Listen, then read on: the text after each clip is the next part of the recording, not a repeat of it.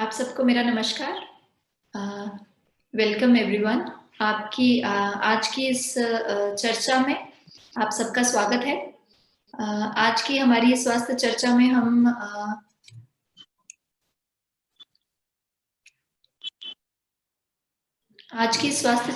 हम लोग जोड़ों के दर्द के बारे में बात करने वाले हैं।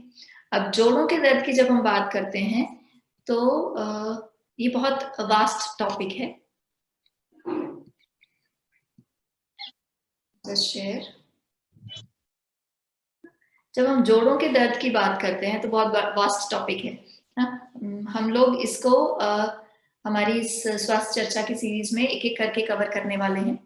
आज हम घुटनों के दर्द की बात करने वाले हैं, जिसे हम लोग आयुर्वेद में संधिवात कहते हैं, या आप कह सकते हैं ऑस्टियोआर्थराइटिस, जिसमें जो बहुत सबसे कॉमन हम लोग जो देखते हैं कि घुटनों में दर्द एज रिलेटेड है या कोई इंजरी रिलेटेड है या कोई और उसके कारण है, कुछ इंटरनल फैक्टर्स हैं, उन सब पे डिटेल में बात करेंगे। मगर उसको शुरू करने से पहले एक बार जोड़ों के दर्द के बारे में आयुर्वेद में क्या बताया गया है उसमें एक बार बात करते हैं। उसपे क्या कारण है, क्या फैक्टर्स रहते हैं, वो सबको हम लोग शुरू करेंगे, आज उस पर डिस्कशन करेंगे। एंड देन कमिंग वीक्स में हम लोग बैक एक में बाकी जो तरह के जोड़ों के दर्द होते हैं, जैसे स्मॉल जॉइंट्स के हैं या मल्टीपल जॉइंट पेन्स हैं, उन सब पे भी हम लोग आने वाले सप्ताह में बात करेंगे। अब हम लोग जब कॉमन डिसऑर्डर्स को देखते हैं तो उसमें अगर मॉडर्न उसका देखें तो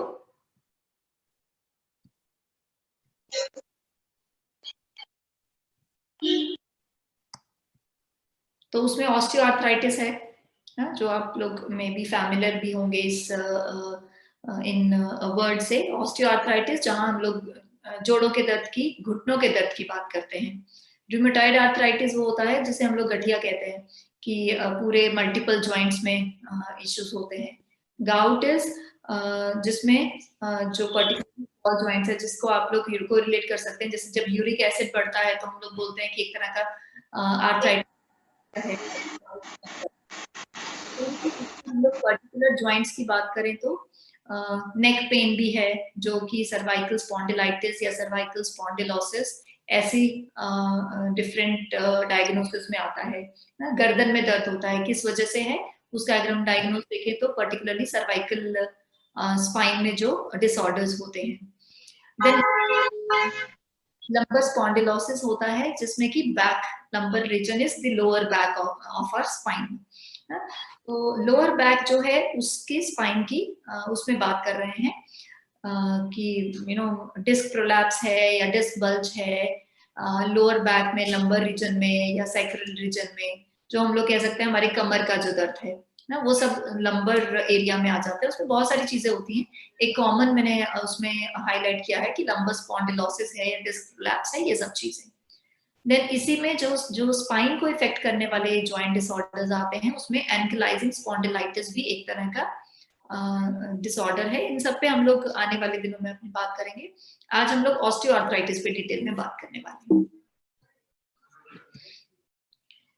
अब होता क्या है कि जनरली जॉइंट डिसऑर्डर्स एक बड़े उसमें हम लोग मानते हैं कि हाँ काफी इफेक्ट करता है हमें। Reason is most of the time ये लाइफ थ्रेटनिंग तो नहीं होते हैं, मगर ये हमारी जो डे टू डे रूटीन की लाइफ है उसमें बहुत इंटरफेयर होता है। जैसे घुटने में दर्द हो रहा है, पैर में दर्द, कमर में दर्द, क्वालिटी ऑफ लाइफ है उसको जब इफेक्ट करते हैं, सो इट बिकम्स लाइक कि बहुत आपको डेली रूटीन में प्रॉब्लम करने वाला है। इसलिए इसको एक मेजर डिजीज और अपने लाइफस्टाइल में आने वाली एक प्रॉब्लम्स में इंक्लूड करते हैं। Majority of these are not life threatening, मगर हमारी जो रेगुलर रूटीन है उसमें इंटरफेयर करते हैं। इसलिए इनका भी एक बहुत एक मेजर पोजीशन रखते हैं हमारे डेली रूटीन में ना, कि हमारे डेली इंटरनली हमें बहुत बड़ी कोई बीमारी नहीं है, हम लोग हेल्दी हैं, मगर आपका डेली का जो रूटीन है वो इन्फ्लुएंस होता है। तो इसलिए इसको एक बहुत मस्कुलोस्केलेटल प्रॉब्लम्स जो होती है उसमें में इंक्लूड करते हैं। अब हम लोग एक बार आर्थराइटिस की अगर बात करें तो आर्थराइटिस होता क्या है?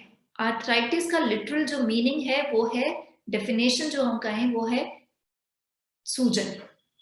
दैट इज आपकी जोड़ों में जो आपकी बोन्स में, एक्चुअली बोन्स की जो जॉइंट्स है उसमें सूजन होती है, जिसे हम लोग इन्फ्लेमेशन कहते हैं ना? तो कहीं पे भी अगर किसी भी जॉइंट की या किसी भी बोन में सूजन हो रही है, किसी भी बोनी जॉइंट में सूजन हो रही है, तो उसको आर्थराइटिस कहा जाता है। अब आर्थराइटिस में आगे बहुत सारी क्लासिफिकेशंस होती हैं, जो हमने अभी बात देखा कि ऑस्टियोआर्थराइटिस है, रिमेटॉइड आर्थराइटिस है, गाउटी आर्थराइटिस है। तो इन जनरल आर्थराइटिस वहां कह देते हैं जहां पे कि सूजन हो जॉइंट्स में ना, so that's a literal meaning of it. ऐसे ही आयुर्वेद में अगर उसको हमें कोरिलेट करना हो तो उसको शोथ कहते हैं, सूजन को शोथ बोला जाता है। दैट इज संधि, दैट इज जॉइंट, जो जॉइंट्स होते हैं उनको संधि कहते हैं। तो जो संधि है या जॉइंट्स में जो इन्फ्लेमेशन है, that is in Ayurvedic term you can say संधिगत शोथ, मतलब संधि में जॉइंट्स में होने वाली inflammation. So particularly Ayurvedic term और आर्थराइटिस का ये एक डिटेल एक्सप्लेनेशन है कि हाँ आर्थराइटिस एक्चुअली में होता क्या है। अब हम लोग अगर इन जनरल देखें तो उसके कॉजेज में क्या क्या कॉज आते हैं, एक ब्रॉडली हम लोग आर्थराइटिस की बात कर रहे हैं ना, एक जनरल आर्थराइटिस। तो उसमें जो फैक्टर्स हम लोग देखते हैं उसमें 3 तरह के फैक्टर्स बताए गए हैं। दैट इज इंटरनल फैक्टर्स हैं, या एक्सटर्नल फैक्टर्स हैं, या फिर कुछ मिसलेनियस फैक्टर्स आ जाते हैं। अब हम लोग इनमें भी अगर पर्टिकुलर बात करें तो इंटरनल फैक्टर्स क्या रहते हैं? इंटरनल फैक्टर्स आर जो कि हमारी बॉडी में होने वाले चेंजेस जो हैं उसमें, like it is internal body जो है वो इफेक्ट होती है। लाइक हमारा डाइट है, हमारा लाइफस्टाइल है, हमारे जीन्स हैं, वो सब इंटरनल फैक्टर्स में आ जाते हैं।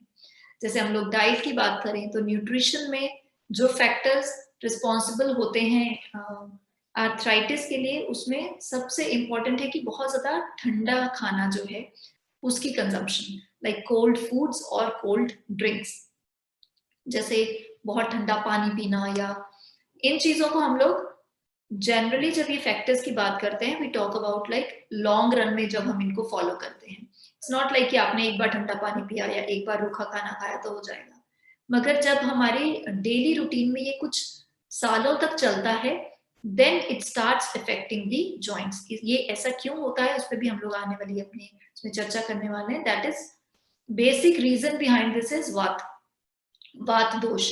वात को बढ़ाने वाले जितने भी फैक्टर्स रहते हैं, अगर हमारे रूटीन में, हमारे डेली लाइफस्टाइल में वो फैक्टर्स रहते हैं तो धीरे धीरे धीरे धीरे वात इम्बैलेंस होता होता वो हमारे डिफरेंट ऑर्गन्स को इफेक्ट करने लगता है। जब वो हमारे जॉइंट्स को इफेक्ट करता है तो हमें ये आर्थराइटिस की इश्यूज होने के चांसेस हो जाते हैं। तो जब हम लोग डाइट की बात करें तो ठंडा खाना, जैसे मैंने बताया, बहुत रूखा सूखा खाना, ड्राई फूड्स, जिसमें कि आजकल आई विल से कि ये बहुत एक कॉमन फैक्टर हम लोग देखते हैं अपनी डेली प्रैक्टिस में कि लोग घी है, तेल है, वो बहुत या तो बहुत कम खाते हैं या खाते ही नहीं है, उन्होंने बिल्कुल बंद कर दिया बिकॉज कोलेस्ट्रॉल लेवल्स बढ़े हुए हैं। तो एक्चुअली में problem is not that cholesterol, or I'll say problem is not that ghee and oil. Problem is कि कोलेस्ट्रॉल बढ़ने के क्या रीजंस हैं। मोस्ट कॉमनली स्ट्रेस रीजन रहता है, या हम लोग जो खाना खाते हैं उसका हमारा खाने का रूटीन सही नहीं है, रेगुलर रूटीन है, या हमारा स्लीपिंग पैटर्न सही नहीं है, या हमारा बहुत स्ट्रेसफुल लाइफस्टाइल है। तो ये एक मेजर चीजें होती हैं जो कोलेस्ट्रॉल बढ़ाने में फैक्टर्स होते हैं, ना कि बहुत ज्यादा तेल और घी खाना। अगर हम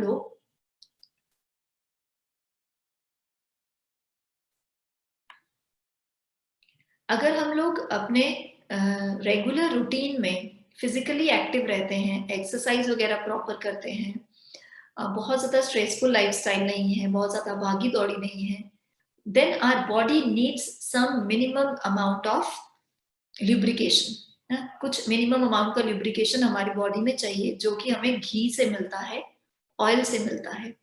नाउ इसमें बहुत आगे फर्दर डिटेल है कि आपके लिए घी अच्छा है या ऑयल अच्छा है, बेस्ड ऑन योर प्रकृति, based on your body type. But in general एक जो मिनिमम अमाउंट है कि आपके खाने में थोड़ा बहुत घी तेल होना चाहिए, वो इसमें बहुत ज़्यादा इम्पोर्टेंट फैक्टर है। कि बिल्कुल रूखा-सूखा आप जब खाने खाने लगते हैं, तब आपके जॉइंट्स में ये इफ़ेक्ट करने लगता है। देन बहुत ज़्यादा सॉल्टी अगर खाते हैं, बहुत ज़्यादा नमक की चीज़ें अगर आप ज़्यादा प्रेफ़र करते हैं, या बहुत ज़्यादा स्पाइसी फूड्स खाते हैं, ये सब पर्टिकुलरली वात को बढ़ाने वाले फैक्टर्स में आ जाता है। देन इंटरनल फैक्टर्स में ही जैसे मैंने अभी बताया कि स्ट्रेस, साइकोलॉजिकल फैक्टर्स की बात करें तो मेंटल फैक्टर्स जब हम बात करते हैं mind related, then stress is very very important factor है। आप बहुत अच्छा खाना खाते हैं, बहुत अच्छा लाइफस्टाइल है आपका, आप डेली में सुबह वॉक पे भी जाते हैं, एक्सरसाइज भी करते हैं, अच्छा घर का बना हुआ खाना खाते हैं, फ्रेश खाना खाते हैं, मगर फिर भी आपको ये जोड़ों का दर्द होना शुरू होता है, then you know it's a human tendency, हमारी ये टेंडेंसी होती है देखना कि क्यों हो रहा है ये, ना उसका रीजन क्या है। Then try to find out कि आपके ये सब फैक्टर्स जो लाइफस्टाइल से और डाइट से रिलेटेड हैं वो हेल्दी हैं, आप उनमें से किसी को फॉलो नहीं कर रहे हैं, मगर आपके डेली रूटीन में स्ट्रेस एक बहुत इंपॉर्टेंट फैक्टर है, तो वो भी इसका एक कारण हो सकता है। देन थर्डली उसमें जेनेटिक है या हेरिडिटरी है, वो भी एक कॉमन इंटरनल फैक्टर्स में आता है। अब हम लोग एक्सटर्नल फैक्टर्स की अगर बात करें तो उसमें इंजरी है, दैट इज किसी भी तरह की कभी चोट लगी हो, तो अब दैट्स नॉर्मल कि आपको अगर पुराना कोई हिस्ट्री है या फिर कोई नई चोट लगी है तो जोड़ों का दर्द लाइक एक्यूट कंडीशन में उसी टाइम पे होना या बहुत सालों बाद होना, तो ये भी एक उसका एक रीजन हो सकता है। उसी के अलावा एक्सटर्नल फैक्टर में आ जाता है जैसे एनवायरमेंटल फैक्टर्स, जैसे ऑक्यूपेशनल हजार्ड्स हैं।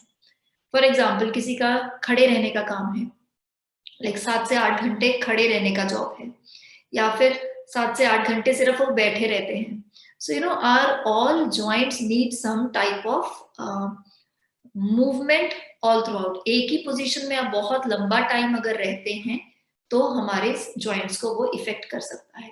Even it's very very simple कि अगर आप सिर्फ लाइक फिजिकली आप एक्टिव हैं मगर आप कंप्यूटर वर्क बहुत करते हैं ना, सारा दिन आपका ऐसे कीपैड में हाथ चलते हैं या माउस पे चलते हैं, देन ऑल्सो आप यू नोटिस कि आपका जो ये रिस्ट का जॉइंट है या स्मॉल जॉइंट्स है, फिंगर जॉइंट्स है, वो पेन करने लगते हैं ना। So it's a very simple example to understand that आपकी पोजिशनल या ऑक्यूपेशनल जो कंडीशन है, वो भी इसमें एक फैक्टर रहता है।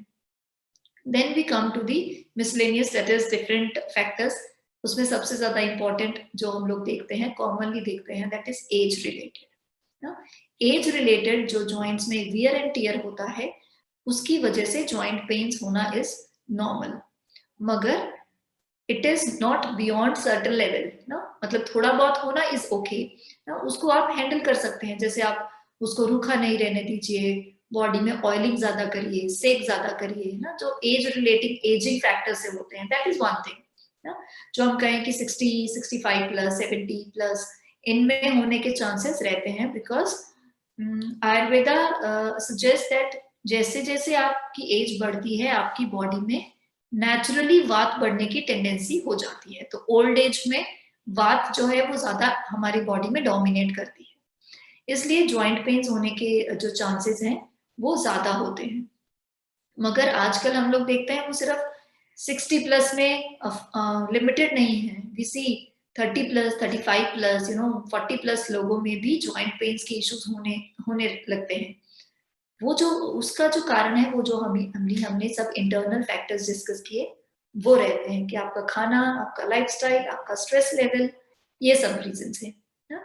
And then again one important thing again in this factors is seasonal, जैसे कि ठंड के टाइम पे या रेनी सीजन के टाइम पे या बादल होने के टाइम पे जोड़ों में दर्द होना, ये भी एक फैक्टर्स में आता है। जैसे बहुत ठंड है, सर्दियों में ये कॉमन हो जाता है कि लोगों में जॉइंट पेन्स, जो जिनको rest of the year joint pains के इश्यूज नहीं होते, मगर ठंड को ज्यादा एक्सपोज होने से या फिर बारिश को ज्यादा एक्सपोज होने से उनको ये प्रॉब्लम्स होने लगती हैं, बिकॉज वात बढ़ता है, ना, ज्यादा ठंड से भी वात बढ़ता है, रेनी सीजन में भी वात बढ़ता है ना, तो वो जो इफेक्ट करते हैं factors, that also comes in the seasonal thing.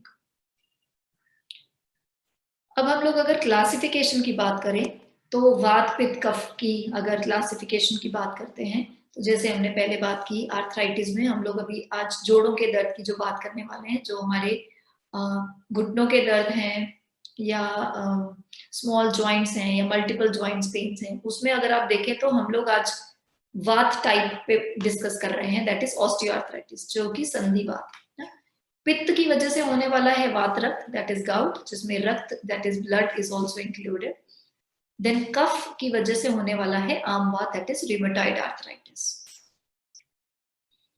तो अब संधिवात की ऑस्टियोआर्थराइटिस की डिटेल में बात करें, जैसे मैंने बताया, जैसे जैसे वात बॉडी में बढ़ती है, वात का इम्बैलेंस बढ़ता है या other factors, you know, age related factors, seasonal related factors, आपके डाइट रिलेटेड फैक्टर्स से जैसे जैसे वात बढ़ती है, तो वो जॉइंट्स की मूवमेंट को इफेक्ट करती है। बिकॉज वात का एक प्रॉपर्टी है कि वो ड्राई होता है, नेचर में वो ड्राई है। तो अगर आपका खाने में बहुत रूखा सूखा खाना रहता है, ड्राई फूड ज्यादा रहते हैं, फास्ट फूड ज्यादा रहते हैं, तो वात बढ़ने के चांसेस ज्यादा हैं। बिकॉज ड्राई होने की वजह से वो बॉडी की जितना भी हमारा फ्लूइडिटी है या लिक्विड फैक्टर्स है, उसको एब्जॉर्ब करने लगता है। तो जितना भी ल्यूब्रिकेशन है वो धीरे धीरे धीरे धीरे कंज्यूम होता जाता है।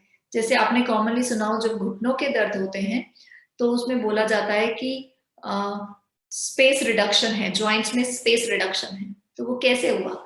इट इज दैट वो जो कार्टिलेज होता है और जो जो फ्लूइड होता है एक जॉइंट्स को के बीच में जोड़ने वाला, वो over the period of time वो धीरे धीरे वात की एग्रेवेशन की वजह से ड्राई होने लगता है। जैसे ही जो लिक्विडिटी है, जैसे ये कोई जॉइंट है, अगर इसके बीच में कार्टिलेज है और कुछ लिक्विड्स हैं, वो जैसे जैसे ड्राई करने लगेंगे तो ऑब्वियसली वो जो स्पेस है वो रिड्यूस होता जाएगा। तो यही होता है, जैसे आपने सुना हो कि घुटने लाइक नी रिप्लेसमेंट सजेस्ट किया जाता है कि नी रिप्लेस करते हैं ना, घुटने चेंज करते हैं। रीजन इज उसमें जो स्पेस है वो रिड्यूस हो गया। सो वो रिड्यूस क्यों होता है? That is because of excessive वाता इम्बैलेंस इन द बॉडी। अब इसमें अगर हम लोग कॉजेस की बात करें, हमने जैसे अभी चर्चा करी डिटेल में कॉजेस की, बट पर्टिकुलर स्पेसिफिक कॉजेस जो जॉइंट्स के लिए, जो एक्चुअली में weight bearing joints I should say, ना, वेट बियरिंग जितने भी जॉइंट्स हैं उसको इफेक्ट करता है ये आर्थराइटिस। तो particularly most commonest is the knee joints. तो उसमें जैसे हमने बात किया कि कॉजेस में बहुत ज्यादा रूखा खाना या बहुत ज्यादा ठंडा खाना या फिर बासा खाना, जैसे हम जैसे हमारा इतना फास्ट लाइफस्टाइल होने की वजह से कई बार ऐसा होता है कि पहले का बना खाना हम लोग कंज्यूम करते हैं या उसको रीहीट करके खाते हैं, फ्रिज में बना के रख दिया और उसको रीहीट करते हुए खाते हैं, तो वो जो है वो स्टेल फूड्स में आ जाता है, रीहीटेड फूड्स है। That is also responsible for वाता एग्रेवेशन। या हमारे इरेगुलर स्लीपिंग पैटर्न्स हैं, लाइक इन जनरल जो भी वात को बढ़ाने वाले फैक्टर्स हैं, तो इरेगुलर स्लीपिंग पैटर्न्स हैं या बहुत लेट नाइट तक आप जागते हैं तो भी वात बढ़ने की टेंडेंसी होती है। हम लोग नेचुरल अर्जेस जो हैं उसको फ्रिक्वेंटली उसको अर्जेस को रोकते रहते हैं, वो भी बॉडी में वात बढ़ाता है। देन बहुत ज्यादा ठंडा या बहुत ज्यादा रूखा वेदर, उसको एक्सपोज होने से भी ये जोड़ों के दर्द जो है, घुटनों के दर्द एक्चुअली में वो ज्यादा होते हैं। इसमें ही एज रिलेटेड जो डिजेनरेशन है वो भी एक कॉज है।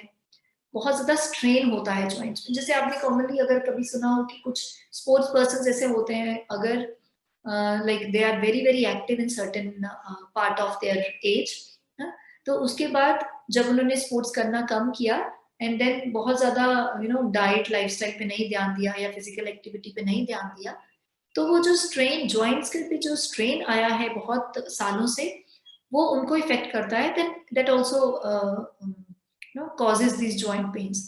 या फिर कॉमनली भी ऐसा होता है, कुछ लोग बहुत फिजिकल वर्क करते हैं, जैसे बहुत वजन उठाना है या बहुत लंबा टाइम चलना है या बहुत लंबा टाइम खड़े रहना है, तो ऐसे जो स्ट्रेन डालने वाली चीजें हैं जॉइंट्स में, वो इसी में एक चीज आती है, दैट इज कॉमन इज आपका weight. When we talk about osteoarthritis, हम लोग वेट बियरिंग जॉइंट्स की बात करते हैं, तो weight bearing joints is the knee joints, the commonest knee joints and ankle joint. तो नी जॉइंट में अगर आपका वजन ज्यादा है तो ऑब्वियसली वहां पे जॉइंट में स्ट्रेन आता है, हाँ? तो वो भी एक है, ओवरवेट होना भी एक उसका कॉज होता है। या फिर किसी भी तरह की कोई चोट लगी हो, कोई इंजरी हो, प्रीवियस हिस्ट्री है या कोई रिसेंट हिस्ट्री है, वो भी जॉइंट पेन्स को इफेक्ट करती है, या कार्टिलेज को, या सिनोवियल जो ने फ्लूइड की बात करी उसको इफेक्ट कर सकती है। अब हम लोग अगर सिम्टम्स की बात करें, I think it's very common, आप लोग को जो पता होगा, जानते होंगे, जैसे घुटनों में दर्द होना, घुटनों में स्टिफनेस होना, जैसे जकड़न हो जाना। जैसे कुछ बार ऐसा होता है, कुछ लोग एक्सप्लेन करते हैं कि जब हम एक जगह पे थोड़ी देर बैठे रहते हैं तो उठते टाइम दर्द होता है, and then if they start walking little then that pain subsides, तो पेन ठीक हो जाता है। या फिर सुबह उठते हैं तो जकड़न होती है, बट जैसे जैसे काम करने लगते हैं तो जॉइंट्स की थोड़ी फ्लेक्सिबिलिटी बढ़ती है, देन पेन सबसाइड करने लगता है। या फिर रिस्ट्रिक्टेड मूवमेंट है या रिस्ट्रिक्ट हो जाता है। कई बार ऐसा भी होता है कि आपके जोड़ों में दर्द नहीं होता, मगर आप उसको सीधा नहीं कर पा रहे हैं, यू फील कि कुछ तो स्टक करता है। आप सीढ़ियाँ चढ़ते हैं, देन यू फील कि इट्स नॉट वेरी फ्लेक्सिबल, तो फ्लेक्सिबिलिटी कम होने लगती है। या फिर सूजन होने लगती है ना, जैसे घुटनों में सूजन हो गई। या कई बार आप ऐसा भी नोटिस करते हैं कि घुटने बहुत गर्म है या बहुत ठंडे रहते हैं, तो वो जो टेम्परेचर चेंजेस हैं, आइडियली तो कॉमनली गर्म रहते हैं, वो ज्यादा होता है जब सूजन होती है ना? तो घुटनों तो जॉइंट्स की सूजन है, लाइक घुटनों में सूजन होना, दर्द होना, स्टिफनेस होना, ना? या रेस्ट्रिक्टेड मूवमेंट होना, चलने फिरने में आपके प्रॉब्लम होना, वो सब है जो इसके सिम्टम्स में आता है। अब हम लोग अगर डाइट की बात करें, तो संधिवात जो ऑस्टियोआर्थराइटिस है उसमें कैसी डाइट आपको सुजेस्ट की गई है। जैसे हमने अभी देखा, जो भी फैक्टर्स डाइट में हमने अभी देखे, वो अगर हम लोग अवॉइड कर दें तो वैसा डाइट हमें लेना चाहिए, जैसे कि फ्रेशली कुक्ड फूड हो, गर्म खाना हो ना, और एक तरह से रेगुलर रूटीन हो हमारा ना, कि रेगुलर रूटीन में हम फ्रेशली प्रिपेयर्ड खाना खाते हैं, गर्म ही लेते हैं ना। इसमें आपके दालों का कंटेंट जो है वो ज्यादा हो, वेजिटेबल ज्यादा हो, पर्टिकुलरली जो सूप्स हैं, वेजिटेबल सूप्स हैं, दाल सूप है, ये सब ज्यादा हो। इसमें आपका थोड़ा बहुत प्रकृति के हिसाब से अदरक है, लहसुन है, ये काली मिर्ची है, ये सब ऐड कर सकते हैं, जो कि जॉइंट पेन्स में हेल्प कर सकता है। ऐसे ही जो आपको अवॉइड करने की चीजें हैं, वो है बहुत ज्यादा ठंडी चीजें, बहुत ज्यादा दही लेना, बहुत ज्यादा ठंडा पानी लेना, या बहुत ज्यादा मिल्क प्रोडक्ट्स लेना, फिश है ना, इनकम्पैटिबल फूड्स हैं, जो जैसे बहुत ठंडे के साथ बहुत गर्म खाने के साथ आप कुछ ठंडी ड्रिंक ले रहे हैं, ठंडा पानी पी रहे हैं, या कुछ एरिएटेड ड्रिंक ले रहे हैं, या कुछ भी ठंडा ऐसा ले रहे हैं, तो इट बिकम्स इनकम्पैटिबल, गर्म के साथ ठंडा लेना ना। सो ऐसे जितने भी एग्जाम्पल्स हैं, तो ये सब है आर्थराइटिस में अवॉइड करना चाहिए। ऐसे ही इरेगुलर फूड हैबिट्स, जैसे खाने का कुछ रूटीन नहीं है, कभी भी खा रहे हैं, जब भूख लगी तब खाया, मॉर्निंग में कभी ब्रेकफास्ट किया, कभी नहीं किया, या लंच स्किप हो गया, या डिनर हम लोग कॉमनली बहुत लेट लिया या बहुत जल्दी लिया, तो ये जो इरेगुलर फूड हैबिट्स हैं, वो भी इसमें अवॉइड करना चाहिए। देन नेचुरल अर्जेस को कंट्रोल नहीं करना चाहिए, हमें उनको सुप्रेस नहीं करना चाहिए आइडली। बहुत ज्यादा रूखा सूखा खाना, बहुत ज्यादा ऑयली भी नहीं खाना चाहिए, जैसे हम लोग होता है समोसा है, कचौरी है, फ्राइड फूड्स हैं, ये सब भी बहुत ज्यादा नहीं होना चाहिए। डीप फ्राइड फूड ज्यादा नहीं होने चाहिए ना? बहुत ज्यादा जैसे पिज्जाज, बर्गर्स, स्पाइसी फूड्स, ये सब भी डाइट में नहीं होना चाहिए। सो इन जनरल हम लोग कह सकते हैं जो कि घर पे बना हुआ फ्रेश फूड है ना, उसको ले सकते हैं। उसमें हम लोग ऐसा कुछ रिस्ट्रिक्ट नहीं है कि आप जब दालों की बात आते हैं तो दाल से बना हुआ चीला ले सकते हैं, दाल से बनी हुई स्प्राउट्स ले सकते हैं, जरूरी नहीं आपको दाल ही लेना है ना। So homemade foods can also be made more creative and more tasty. तो homemade meals are very very important in this issue of joint pains. जैसे हम लोग लाइफस्टाइल की बात करें ना, तो रेगुलर एक्सरसाइज, वेट मैनेजमेंट, दो चीजें इसमें बहुत इंपॉर्टेंट आती हैं। जो स्ट्रेनस एक्सरसाइजेस हैं वो अवॉइड करनी चाहिए, जैसे कि पर्टिकुलरली अगर आपके घुटनों में दर्द रहता है तो बहुत ज़्यादा देर नीचे नहीं बैठना, बहुत ज़्यादा लंबा देर चलना नहीं है, रनिंग नहीं करना चाहिए, ना? आपको बहुत ज़्यादा स्किपिंग भी नहीं करना चाहिए, ना? आप थोड़ा-सा जॉगिंग करते हैं या थोड़ा फास्ट वॉक करते हैं according to you the comfortability of your joints, तो दैट इज़ ओके। मगर बहुत तेज़ चलना, बहुत भागना, जॉगिंग करना, बहुत ज़्यादा लंबा टाइम साइक्लिंग करना, बहुत लंबा टाइम स्किपिंग करना, डांसिंग करना, ये सब जो स्ट्रेनर्स में आ जाता है वो नहीं करना चाहिए। आइडली वॉक इज ओके, कुछ एक्सरसाइज भी मैं बताने वाली हूँ, those can also be done, मगर आपका जो लाइफस्टाइल है वो एक्टिव होना चाहिए। मतलब आपके घुटनों में दर्द होता है, इस वजह से आप वॉक नहीं करते हैं, आप बैठे रहते हैं, ये नहीं होना चाहिए। आपके जॉइंट्स का मूवमेंट आपकी कैपेसिटी के हिसाब से वो आपको रेगुलर रखना चाहिए। This actually helps in reducing the pain also. आपकी जॉइंट मूवमेंट्स, जॉइंट्स का पेन, ये सब भी एक्सरसाइज उसमें हेल्प करता है उसको रिड्यूस करने में। अब हम लोग ने जैसे एक्सरसाइज की बात करी, तो I have given a picture जिसमें कि आप कंफर्टेबली एक चेयर पे बैठे, इधर कोई कुछ ऐसा चेयर भी हो सकता है या फिर आप एक कंफर्टेबल चेयर पे बैठे जिसमें कि आप बैक आपका रेस्टेड हो, एंड देन नी को 180 डिग्रीज पे लेके जाना एंड देन स्लोली 90 डिग्रीज पे लाना। So this is one exercise जो कि घुटनों के दर्द में सुजेस्ट की जाती है।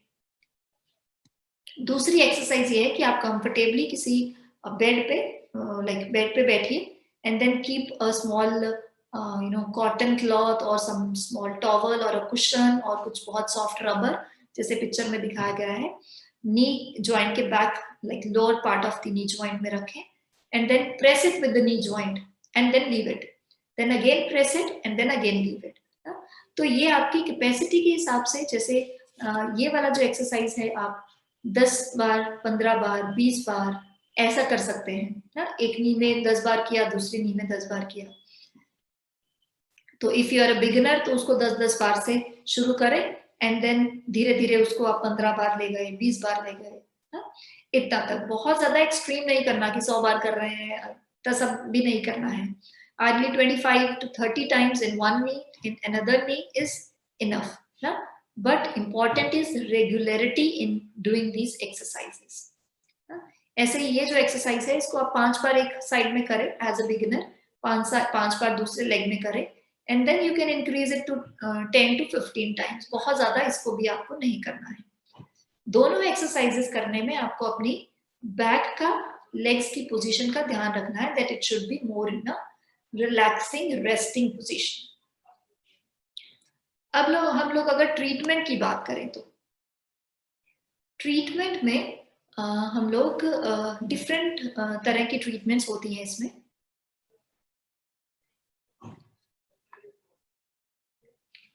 आयुर्वेदा ट्रीटमेंट की बात करें तो उसमें दवाई तो है, डिफरेंट टाइप्स ऑफ मेडिसिन, मतलब हर्ब्स, जड़ी बूटियां, बहुत तरह की जड़ी बूटियां ऐसी हैं जो जॉइंट पेन्स में दी जाती हैं, कॉमनली हेल्प करती हैं। सो इट डिपेंड्स कि आपकी प्रकृति क्या है, आपका कौन से जॉइंट्स अफेक्टेड हैं, जॉइंट्स में आपके कौन सा दोष एग्रेवेटेड है। जैसे मैंने बताया कि हम लोग जब संधिवात की बात करते हैं तो बात है, तो बात को पेसिफाई करने वाली टेकिंग केयर ऑफ योर प्रकृति, तो वो एक बहुत ही कस्टमाइज्ड ट्रीटमेंट्स होती हैं जो कि आपको आयुर्वेदा फिजिशियन आपके पूरा डिटेल देख के आपकी condition, level of arthritis, stages of arthritis, वो सब देख के आपके डाइट, लाइफस्टाइल को देख के वो सिलेक्ट करते हैं कि out of the suggested herbs आपके लिए कौन सी बेस्ट रहेंगी। देन एक इसमें जो आयुर्वेदा थेरेपीज हैं वो बहुत कॉमनली देखा गया है कि बहुत अच्छे से इफेक्टिवली हेल्प करती हैं, पर्टिकुलरली जैसा जब हम लोग जॉइंट पेन्स की बात करते हैं, घुटनों की दर्द की बात करते हैं, तो उसमें डिफरेंट तरह की स्नेहन और स्वेदन की थेरेपीज होती हैं। स्नेहन इज ओलिएशन, दैट इज जहां ऑयल की मसाजेस रहती हैं या ऑयल एप्लीकेशंस रहती हैं, along with स्वेदन दैट इज स्टीम। तो स्नेहन और स्वेदन मतलब आपकी ड्राई पार्ट को भी कवर करता है और कोल्ड पार्ट को भी कवर करता है, तो उसके ऑपोजिट मतलब ल्यूब्रिकेट भी करते हैं और सेक भी देते हैं। तो ऐसी जो थेरेपीज हैं वो इन पर्टिकुलर प्रॉब्लम में वो सजेस्टेड है। उसमें डिफरेंट तरह की, जैसे पत्रपिंड है। पत्रपिंड होता है कि जिसमें जड़ी बूटियों से बनी, लाइक फ्रेश लीव्स या प्लांट्स से बनी पोटली होती है, उसको ऑयल में, गरम ऑयल में डिप करके उससे सेक करते हैं। तो ये वात को पेसिफाई करने में बहुत बहुत इफेक्टिव है। दूसरी इसमें थेरेपी रहती है नाड़ी स्वेद, जैसे that is called local steaming. नाड़ी is like a pipe, pipe से जो लोकल पर्टिकुलर पार्ट में स्टीम की जाती है। So according to the condition, according to your symptoms, आपके जो डॉक्टर है वो सिलेक्ट करते हैं कि आपको इन सब थेरेपीज में से कौन सी बेस्ट सुटेबल है। देन इसमें जानू बस्ती भी एक थेरेपी है। जानू बस्ती इज लाइक लोकली, जानू स्टैंड्स फॉर नीज।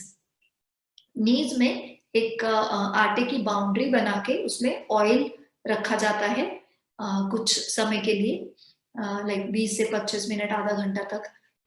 ये ऑयल मेंटेन किया जाता है, उसका हीटेड ऑयल डाला जाता है, गरम तेल को डालते हैं और देन उसका टेम्परेचर मेंटेन करते हैं, लाइक फ्रेश तेल डालते रहते हैं एंड जो ठंडा हो गया उसको रीहीट करते हैं। So this is the process of doing जानू बस्ती।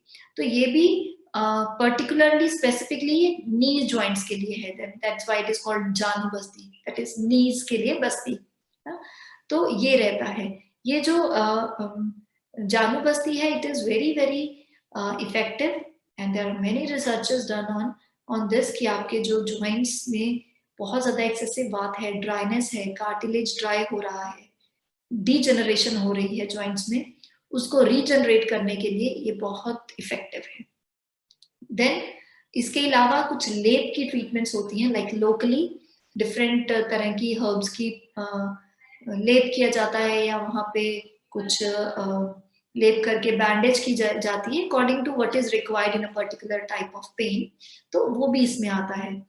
देन इज मात्रा बस्ती। मात्रा बस्ती है एक तरह से ऑयल का अनीमा रहता है, जो कि वात को हमारी बॉडी में पेसिफाई करने के लिए पर्टिकुलरली किया जाता है। So the doctors, your your Ayurveda doctor, he suggests, he selects कि आपको इन सब में से, because these are the number of therapies जो मैंने अभी बताई, ये बहुत डिफरेंट तरह की थेरेपीज हैं जो इसमें की जाती है, मगर आपकी particular type of joint pains में कौन सी आपके लिए बेस्ट है फॉर द मोमेंट और फॉर द लॉन्ग रन, तो वो आपके डॉक्टर आपको अच्छे से कंसल्ट करके फिर सजेस्ट कर सकते हैं।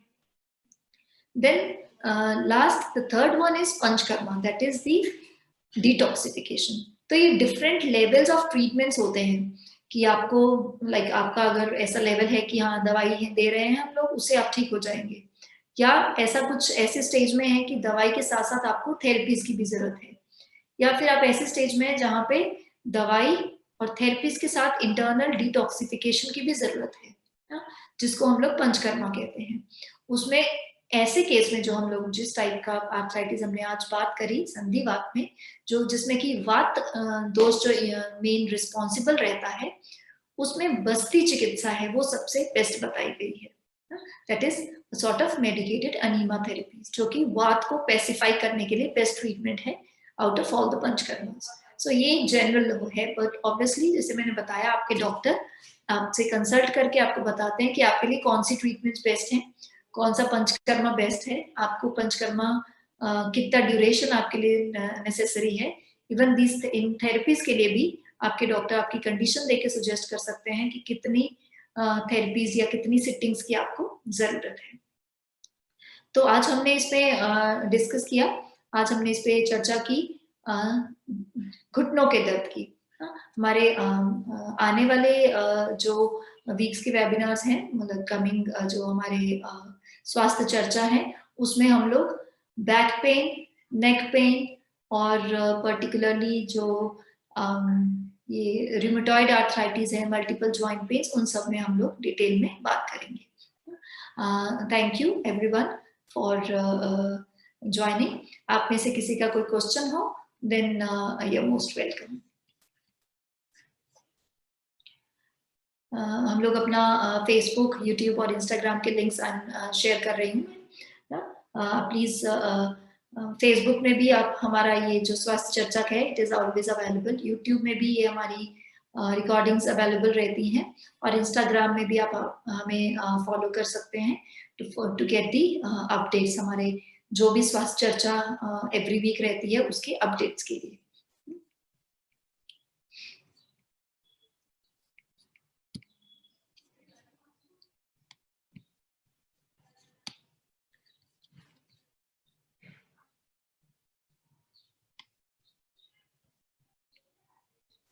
सो अगर किसी को कुछ क्वेश्चन है तो पूछ सकते हैं, and if anybody of you wants, आप में से किसी को भी आपके पर्टिकुलर हेल्थ इशू के लिए या जॉइंट्स के लिए या किसी भी हेल्थ इशू के लिए पर्सनलाइज्ड डॉक्टर से बात करना चाहें या पर्सनलाइज कोई कंसल्टेशन चाहिए, तो आप हमने अपना ईमेल एड्रेस प्रोवाइड किया है, आप उसमें हमें ईमेल कर सकते हैं, so you will get the response, और या आप हमें कॉल करके भी बता सकते हैं।